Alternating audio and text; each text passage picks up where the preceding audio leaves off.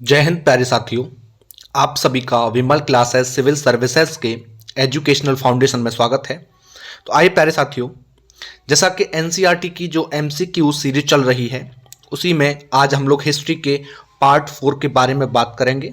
ठीक है, आज हमारा चौथा पार्ट है ये हिस्ट्री एनसीईआरटी का, जिसमें हम बात करेंगे राजनीति और अर्थव्यवस्था के बारे में, जो कि 600 ईसा पूर्व से लेकर के 600 ईस्वी के बीच में रही थी।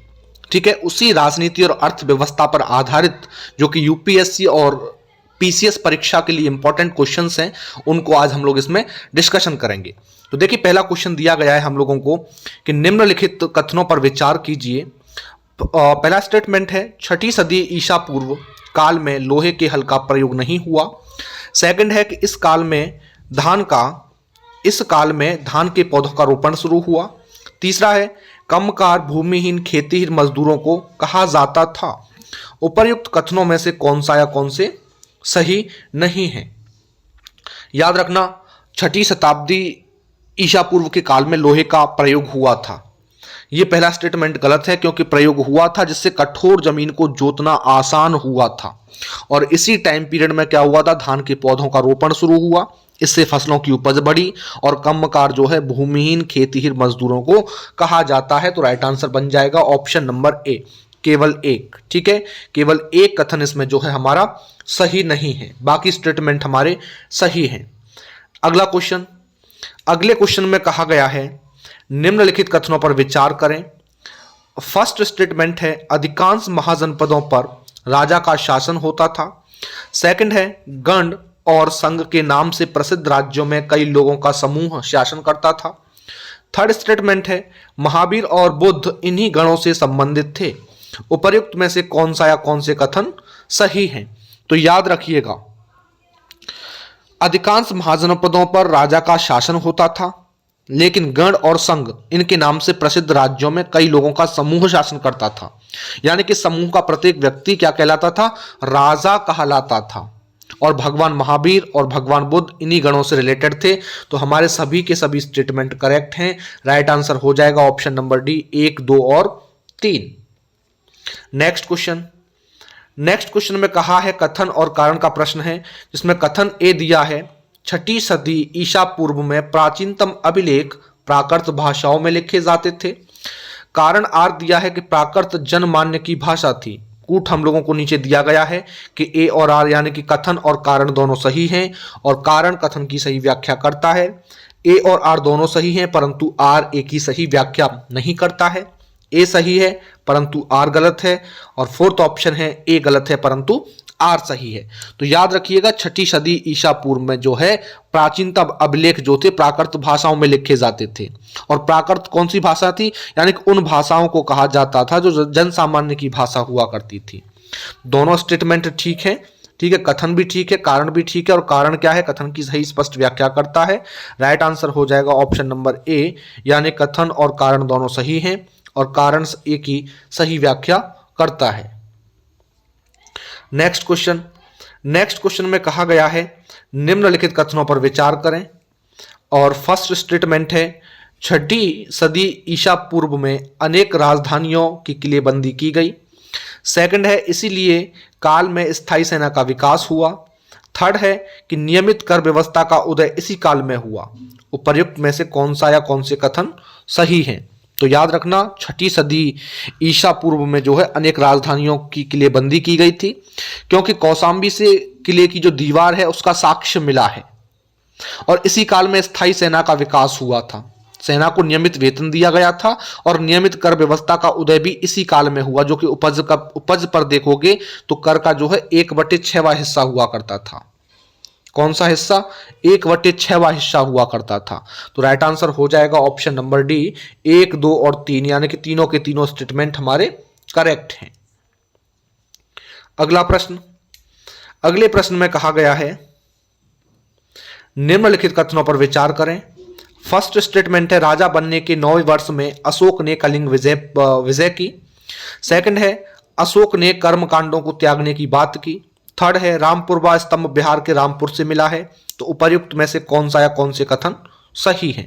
तो याद रखिएगा, राजा बनने के 9वें वर्ष में जो है अशोक ने कलिंग विजय की थी और अशोक ने अनुष्ठान हो गए, कर्मकांड हो गए, इनको त्यागने की बात की। फॉर एग्जाम्पल, जैसे बीमारी से ठीक होने के लिए या विवाह के लिए या बच्चों के जन्म यानी कि इत्यादि पर देखोगे जो कर्मकांड किए जाते थे, अशोक ने उन सब की आलोचना की। और रामपुरवा स्तंभ सबको पता है कि बिहार के रामपुरवा से मिला है, तो राइट आंसर हो जाएगा ऑप्शन नंबर डी, यानी कि तीनों के तीनों स्टेटमेंट हमारे करेक्ट हैं। ठीक है, अगला क्वेश्चन। अगले क्वेश्चन में कहा गया है निम्नलिखित कथनों पर विचार करें। फर्स्ट स्टेटमेंट है संगम साहित्य की रचना 300 ईसा पूर्व से 300 ईस्वी के बीच में हुई। सेकंड है सांची स्तूप की मूर्ति कला में शहर जीवन का वर्णन मिलता है। थर्ड है वलय कूप का प्रयोग इस काल में नहीं किया गया। तो उपर्युक्त में से कौन सा या कौन से कथन सही नहीं है? तो याद रखिएगा, सही नहीं है इसमें, ये पूछा है इसने। तो देखो, संगम साहित्य की जो रचना थी वो 300 ईसा पूर्व से लेकर के 300 ईस्वी के बीच में हुई। फर्स्ट स्टेटमेंट तो हमारा करेक्ट है बिल्कुल, क्योंकि मदुरै के कवियों के सम्मेलन में देखोगे इसका संकलन किया गया था। और सांची स्तूप की जो मूर्ति कला थी उसमें शहरी जीवन का वर्णन मिलता है, और वलयकूप इस काल की प्रमुख विशेषता थी। तो थर्ड स्टेटमेंट गलत है, सेकंड सही है, क्योंकि जिसका प्रयोग गुशलखाने हो गए, नाली हो गई, कूड़ेदान हो गए, इन सब के लिए किया जाता था। तो राइट आंसर हो जाएगा ऑप्शन नंबर सी, केवल तीन, यानी थर्ड स्टेटमेंट हमारा इसमें सही नहीं है। ठीक है, अगला क्वेश्चन। अगले क्वेश्चन में कहा गया है मोवेनदार निम्नलिखित में से किससे संबंधित है? चोलों का पतन, तमिल क्षेत्र के सरदार, रेशमी कपड़ा या मानसूनी हवा। तो याद रखना, मोवेनदार जो है तमिल क्षेत्र के सरदार कह सकते हो या मुखिया कह सकते हो, उनको कहा जाता था मोवेनदार। और इस शब्द का प्रयोग जो है चोल, चेर, पांडे इन सब के लिए किया गया था।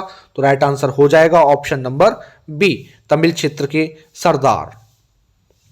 नेक्स्ट क्वेश्चन में कहा गया है निम्नलिखित कथनों पर विचार करें। फर्स्ट स्टेटमेंट है बुद्ध चरित पाली भाषा में लिखी गई है। सेकंड है मौर्योत्तर काल के मृदभांड लाल रंग के थे। थर्ड है अरिकामेडु पुडुचेरी में स्थित एक पत्तन था।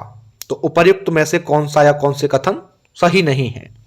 ठीक है, तो याद रखना, बुद्ध चरित, बुद्ध की जो जीवनी थी वो संस्कृत में लिखी गई थी, ना कि पाली में लिखी गई थी। ठीक है, तो फर्स्ट स्टेटमेंट हमारा गलत। ठीक है, और मौर्योत्तर काल के महत्वपूर्ण जो मृदभांड थे वो उत्तरी काले चमकीले मृदभांड थे। तो सेकंड वाला भी गलत है स्टेटमेंट। काले रंग के होते थे जिनमें एक खास चमक होती थी। ठीक है ना, और अरिकामेडु पुडुचेरी में स्थित एक पत्तन है, ये रोमन व्यापार केंद्र का महत्वपूर्ण केंद्र भी हुआ करता था। थर्ड वाला स्टेटमेंट हमारा करेक्ट है। तो राइट आंसर हो जाएगा ऑप्शन नंबर सी, 1 और 2, ये कथन हमारे सही नहीं है। ठीक है, नेक्स्ट क्वेश्चन में कहा गया है निम्नलिखित कथनों पर विचार करें। फर्स्ट है प्रयाग प्रशस्ति हरिसेन द्वारा प्राकृत में लिखी गई। सेकंड है कालिदास चंद्रगुप्त द्वितीय के दरबारी कवि थे। थर्ड है कालिदास पक्षियों के चित्रण के लिए प्रसिद्ध थे। तो उपर्युक्त में से कौन सा या कौन से कथन सही है? उपर्युक्त में से कौन सा या कौन से कथन सही है? तो याद रखिएगा, प्रयाग प्रशस्ति जो है वो समुद्रगुप्त के दरबारी कवि हरिसेन ने संस्कृत में लिखी थी। किसने? जो प्रयाग प्रशस्ति थी समुद्रगुप्त के दरबारी कवि हरिसेन ने किस में लिखी? संस्कृत में लिखी, ना कि प्राकृत में। तो ये गलत है। ठीक है, संस्कृत में लिखी गई थी। और चंद्रगुप्त द्वितीय के दरबार में कालिदास और आर्यभट्ट थे। ठीक है ना, चंद्रगुप्त द्वितीय के दरबार में कालिदास और आर्यभट्ट थे, आर्यभट्ट और कालिदास थे। तो ये क्या है? गलत है।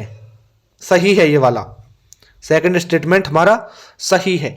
और देखा जाए तो कालिदास जो थे वो राज दरबार के चित्रण के लिए प्रसिद्ध थे। इनकी रचनाओं में राजा, ब्राह्मण इनको संस्कृत बोलते दिखाया गया है। तो तीसरा स्टेटमेंट गलत है, क्योंकि पक्षियों के चित्रण के लिए नहीं बल्कि किसके लिए? राज दरबार के चित्रण के लिए। तो राइट आंसर हो जाएगा ऑप्शन नंबर बी, केवल 2, यानी कि दूसरा स्टेटमेंट हमारा ठीक है। अगला क्वेश्चन।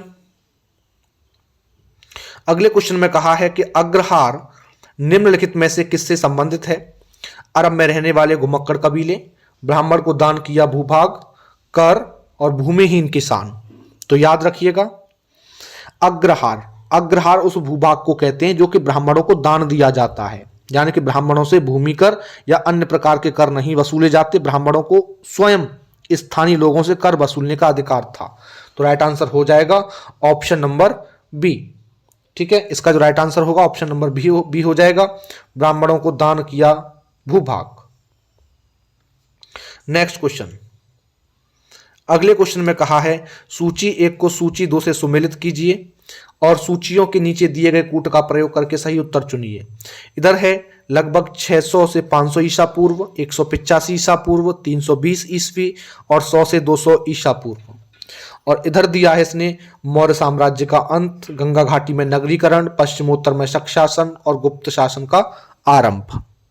ठीक है, तो याद रखना लगभग 600 ईसा पूर्व से 500 ईसा पूर्व में गंगा घाटी जो थी उसमें नगरीकरण की शुरुआत हुई थी। किसकी? नगरीकरण की शुरुआत हुई थी। और लगभग 185 ईसा पूर्व में मौर्य साम्राज्य का अंत हुआ था, मौर्य साम्राज्य का अंत हुआ था। और लगभग 320 ईस्वी में गुप्त शासक या गुप्त शासन का स्टार्टिंग हुआ। ठीक है, गुप्त शासन का आरंभ हुआ। और लगभग 100 से 200 ईसा पूर्व में देखोगे तो पश्चिमोत्तर में शक शासन रहा था। तो ये कूट बन जाएगा हमारा 2 1 4 3, 2 1 4 3 ये बन जाएगा हमारा कूट जो है इसमें। तो राइट आंसर हो जाएगा ऑप्शन नंबर बी। इसका राइट आंसर हो जाएगा ऑप्शन नंबर बी, 2 1 4 3। ठीक है, अगला क्वेश्चन, अगले क्वेश्चन में कहा गया है निम्नलिखित कथनों पर विचार करें।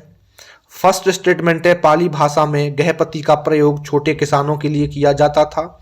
सेकंड है नालंदा विश्वविद्यालय में प्रवेश द्वार पाल के प्रश्नों का जवाब देने के बाद ही होता था। चालुक्य राज्य कृष्णा और महानदी के बीच था। तो उपर्युक्त में से कौन सा या कौन से कथन सही नहीं है? तो याद रखिएगा, सबसे देखो पाली भाषा में गहपति का जो प्रयोग था वो छोटे किसान और जमींदारों के लिए किया जाता था, बिल्कुल करेक्ट है, सही है। और नालंदा विश्वविद्यालय में प्रवेश जो है द्वारपाल के प्रश्नों का जवाब देने के बाद ही होता था, ये भी हमारा बिल्कुल करेक्ट है। ठीक है, और ये एक तरह की प्रवेश परीक्षा थी ऐसा हम कह सकते हैं। और याद रखना जो चालुक्य राज्य था वो कृष्णा और तुंगभद्रा या तुंगभद्रा नदी के बीच में स्थित था, इसलिए थर्ड वाला स्टेटमेंट गलत है। राइट आंसर हो जाएगा ऑप्शन नंबर बी, केवल 3। ठीक है, केवल थर्ड स्टेटमेंट हमारा इसमें गलत है क्योंकि चालुक्य राज्य जो था वो कृष्णा और तुंगभद्रा नदियों के बीच में था। अगला क्वेश्चन, अगले क्वेश्चन में कहा है निम्नलिखित कथनों पर विचार करें। फर्स्ट है समुद्रगुप्त को सिक्कों पर बीड़ा बजाते दिखाया गया है। सेकंड है समुद्रगुप्त की मां कुमार देवी लक्ष्मी कन्या थी। उपर्युक्त में से कौन सा या कौन से कथन सही हैं? तो याद रखना समुद्रगुप्त को सिक्कों पर बीड़ा बजाते दिखाया गया है, उसकी मां कुमार देवी जो थी वो लक्ष्मी कन्या ही हुआ करती थी। तो right answer option number C हो जाएगा, 1 और 2 दोनों, यानी कि दोनों के दोनों स्टेटमेंट करेक्ट हैं। अगला क्वेश्चन, अगले क्वेश्चन में कहा गया है निम्नलिखित कथनों पर विचार करें। फर्स्ट है कालिदास राज दरबार के चित्रण के लिए प्रसिद्ध थे। इनकी रचनाओं में राजा तथा ब्राह्मणों को संस्कृत बोलते दिखाया गया है। तीसरा है कुलिक व्यापारियों के काफिले का नेता था। कौन से कथन इसमें से सही नहीं है? तो सबको पता है कालिदास राज दरबार के चित्रण के लिए प्रसिद्ध थे और उनकी रचनाओं में राजा और ब्राह्मणों को संस्कृत बोलते दिखाया गया था, ये भी ठीक है। लेकिन थर्ड स्टेटमेंट गलत है क्योंकि जो कुलिक हुआ करता था ये शिल्पकार हुआ करता था, शिल्पकार को कहते थे, जो मुख्य शिल्पकार हुआ करते थे उनको कुलिक कहा जाता था। ठीक है, तो राइट आंसर हो जाएगा ऑप्शन नंबर डी, केवल 3। ठीक है, केवल 3, यानी कि जो थर्ड स्टेटमेंट है वो हमारा सही नहीं है, वो गलत है। ठीक है, अगला क्वेश्चन, अगले क्वेश्चन में कहा है कि निम्नलिखित में से कौन एक कथन सही नहीं है? फर्स्ट दिया है चांदी और तांबे के आहत सिक्के सबसे पहले ढाले गए। सेकंड है पूरे उपमहाद्वीप में खुदाई के दौरान इस प्रकार के सिक्के मिले हैं। तीसरा है सोने की टिक्की सबसे पहले शकों ने जारी किए। और फोर्थ है कि दक्षिण भारत के अनेक पुरा स्थलों से रोमन सिक्के मिले हैं। ठीक है, तो सोने के सिक्के, इसको ठीक कर लीजिएगा, ये सोने के सिक्के सबसे पहले शकों ने जारी किए। तो याद रखना ये हमारा फर्स्ट भी ठीक है, सेकंड भी ठीक है, लेकिन थर्ड गलत है, फोर्थ भी ठीक है। क्यों? क्योंकि सोने के सिक्के सबसे पहले कुषाण राजाओं ने जारी किए। किसने? कुषाण राजाओं ने, कुषाण शासकों ने जारी किए, इसलिए हमारा थर्ड स्टेटमेंट गलत है। अगला प्रश्न, अगले प्रश्न में कहा गया है कि निम्नलिखित कथनों पर विचार करें। फर्स्ट स्टेटमेंट है पाली भाषा में गृहपति का प्रयोग छोटे किसानों और जमींदारों के लिए किया जाता था। सेकंड है सुदर्शन झील प्राकृतिक जलाशय थी। तो उपर्युक्त में से कौन सा या कौन से कथन सही है? ठीक है, तो याद रखना सुदर्शन झील फर्स्ट वाला तो सबको पता है बिल्कुल ठीक है, लेकिन सेकंड गलत है। क्यों? क्योंकि सुदर्शन झील एक कृत्रिम जलाशय थी। कैसी? कृत्रिम जलाशय थी। तो राइट आंसर हो जाएगा ऑप्शन नंबर ए, केवल एक सही है, सेकंड वाला गलत है। नेक्स्ट क्वेश्चन, अगले क्वेश्चन में कहा है कि सूची 1 को सूची 2 के साथ सुमेलित कीजिए और नीचे दिए गए कूट का प्रयोग करके सही उत्तर का चयन कीजिए। ठीक है, दोनों सूचियां हम लोगों को दी गई हैं इधर, अब इनका मैच करना है। इधर दिया इसने लगभग 600 से 500 ईसा पूर्व, 500 से 400 ईसा पूर्व, 327 से 325 ईसा पूर्व और 321 ईसा पूर्व। इधर है जिसमें भगत के शासकों की सत्ता पर पकड़। ठीक है, ये भगत नहीं होगा, यहां मगध होगा। ठीक है, इसको ठीक कर लीजिएगा, मगध। मगध के शासकों की सत्ता पर पकड़, धान की रुपाई, सिकंदर का आक्रमण और चंद्रगुप्त मौर्य का राज्यारोहण। तो याद रखना इसका जो राइट आंसर होगा वो हो जाएगा, देखो लगभग 600 से 500 ईसा पूर्व की हम लोग बात करें, धान की रुपाई की शुरुआत हुई थी। वहीं 500 से 400 ईसा पूर्व में मगध के शासकों की सत्ता पर पकड़ अच्छी हुई थी और 327 से 325 ईसा पूर्व में आसपास देखोगे तो सिकंदर का आक्रमण हुआ। वहीं 321 ईसा पूर्व में चंद्रगुप्त मौर्य का राज्यारोहण हुआ। तो कूट बन जाएगा 2 1 3 4, यानी कि राइट आंसर हो जाएगा option number A. Option number A इसका करेक्ट आंसर हो जाएगा। अगला क्वेश्चन, अगले क्वेश्चन में कहा गया है बेदुइन निम्नलिखित में से कौन थे? तो व्यापारी, घुमक्कड़ कबीले, पैदल सेना और शिल्पी। तो बेदुइन क्या थे? अरब में रहने वाले घुमक्कड़ कबीले हुआ करते थे।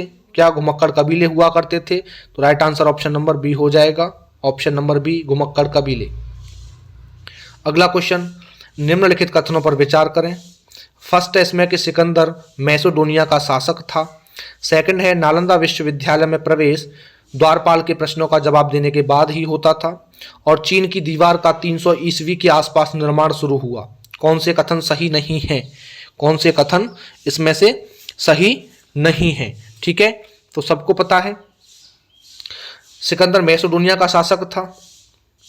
ठीक, और नालंदा विश्वविद्यालय में भी बताया था कि एक प्रकार की परीक्षा होती थी, ये भी सेकंड ठीक है, लेकिन थर्ड वाला गलत है। क्यों?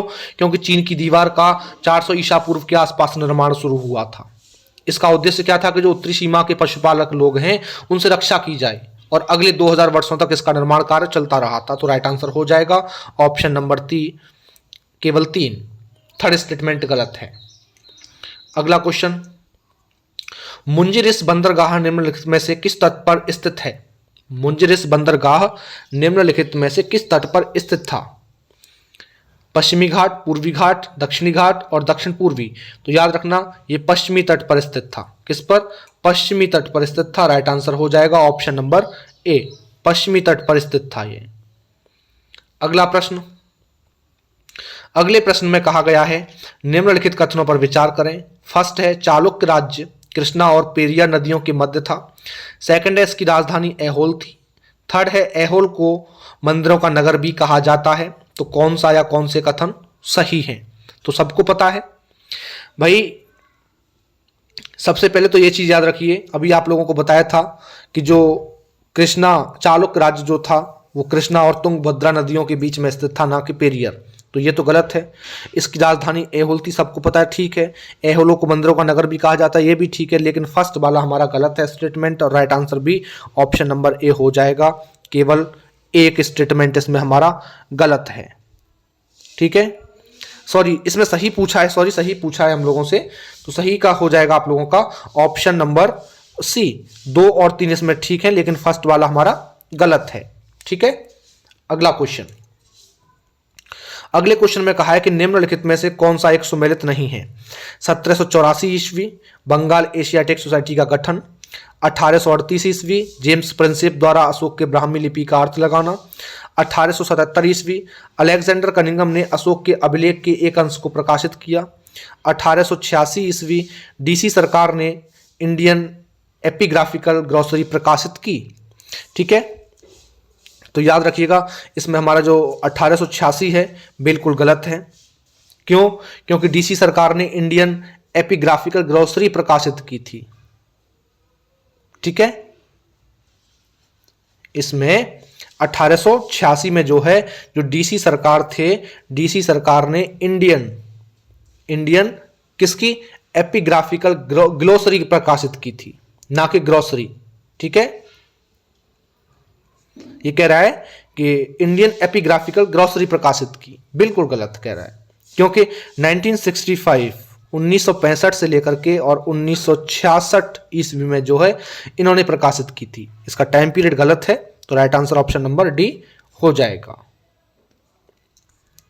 अगला क्वेश्चन, अगले में कहा है कि कुछ प्राचीन भारतीय अभिलेखों एवं सिक्कों पर पियदस्सी अर्थात मनोहर मुखाकृति वाले किसी राजा का उल्लेख है। वो राजा कौन था? सबको पता है, चंद्रगुप्त मौर्य, अशोक, समुद्रगुप्त और कनिष्क। तो इसका राइट आंसर हो जाएगा ऑप्शन नंबर बी, अशोक। ठीक है, अशोक, पियदस्सी मौर्य सम्राट अशोक को कहा गया है। और अशोक की पहचान जो है 1830 ईस्वी के दशक में हुई थी, जब ईस्ट इंडिया कंपनी के एक अधिकारी जो हुआ करते थे जेम्स प्रिंसेप, उन्होंने ब्राह्मी और खरोष्टी लिपियों का अर्थ निकाला, तब जाकर के इसके नाम का पता चला। अगला क्वेश्चन, अगले में कहा है कि मौर्य साम्राज्य के 5 राजनीतिक केंद्र थे, निम्नलिखित में से कौन सा उनमें सम्मिलित नहीं था? तक्षशिला, उज्जैनी, तोसली और ब्रह्मगिरी। तो सबको पता है कि मौर्य साम्राज्य के 5 राजनीतिक केंद्र कौन से थे? पाटलिपुत्र, तक्षशिला, उज्जैनी, तोसली और सुवर्णगिरी। ठीक है, तो राइट आंसर हो जाएगा ऑप्शन नंबर डी, जिसमें ब्रह्मगिरी शामिल नहीं था। ठीक है, तो आज के इतिहास के 4th चैप्टर के या पार्ट 4 के क्वेश्चंस जो कि मोस्ट इंपोर्टेंट क्वेश्चन थे, और उम्मीद करता हूं कि सभी क्वेश्चंस क्लियर हो गए होंगे। तो चलिए फिर आज के लिए इतना ही, मिलते हैं अगली वीडियो में, अगले लेक्चर में। और कोई डाउट है तो आप लोग हमें कमेंट सेक्शन में पूछ सकते हैं। ठीक है।